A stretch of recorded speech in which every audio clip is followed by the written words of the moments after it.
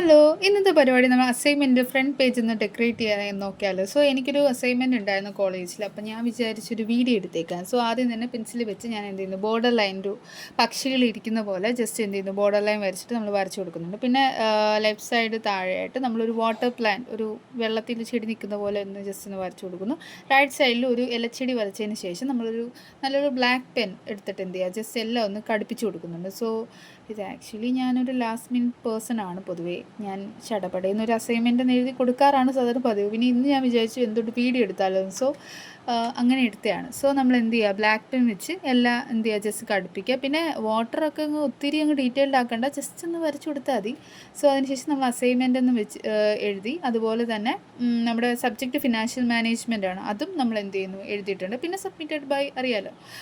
അപ്പം and finally ഇതാണ് നമ്മുടെ ഫൈനൽ ലുക്ക്. എങ്ങനെയുണ്ട്? അപ്പോൾ ശരി, ഇഷ്ടപ്പെട്ടാൽ ലൈക്ക് ചെയ്യുക. അടുത്ത വീഡിയോയിൽ കാണാം. ഞാനെങ്കിൽ അസൈൻമെൻറ്റ് എഴുതട്ടെ. ബൈ.